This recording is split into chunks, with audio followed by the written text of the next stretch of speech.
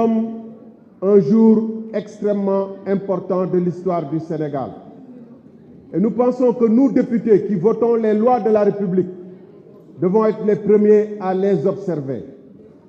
Nous avons convoqué cette session pour voter une loi portant modification de la Constitution sur la base d'allégations qui font fi de la présomption d'innocence. Il y a des accusations.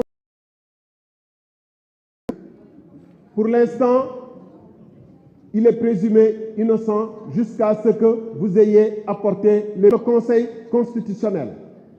Sans preuve, on peut considérer que ces sages sont innocents. Et sur la base d'allégations, sans preuve, en violant la présomption d'innocence, l'un des principes élémentaires de toute justice, nous sommes en train de passer outre et de forcer pour modifier la constitution de ce pays sur la base d'allégations.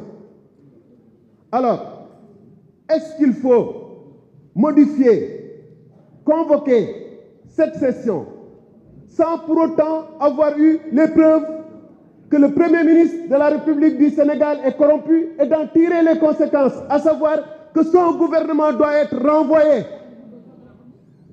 La conséquence la plus urgente, la mesure la plus urgente, si le Premier ministre du Sénégal est un corrupteur, c'est d'arrêter toute affaire cessante et de renvoyer l'ensemble du gouvernement du Sénégal.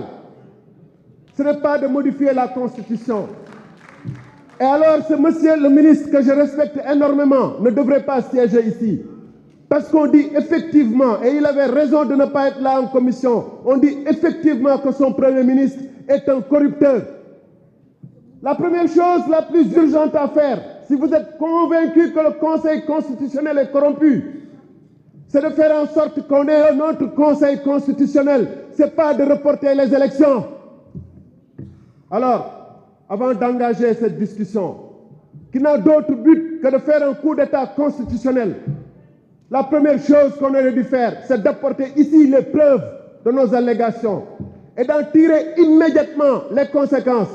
Parce que vous imaginez, le danger le plus grave auquel est confronté un pays, c'est d'être dirigé par des corrompus. Un ministre des Forces armées d'un gouvernement corrompu, un ministre de l'Intérieur d'un gouvernement corrompu, un ministre des Finances d'un gouvernement corrompu, un président de la République qui s'assoit avec un Premier ministre corrompu et qui rit avec lui. Voilà ce que vous avez dit. Voilà comment vous avez jeté notre République en pâture.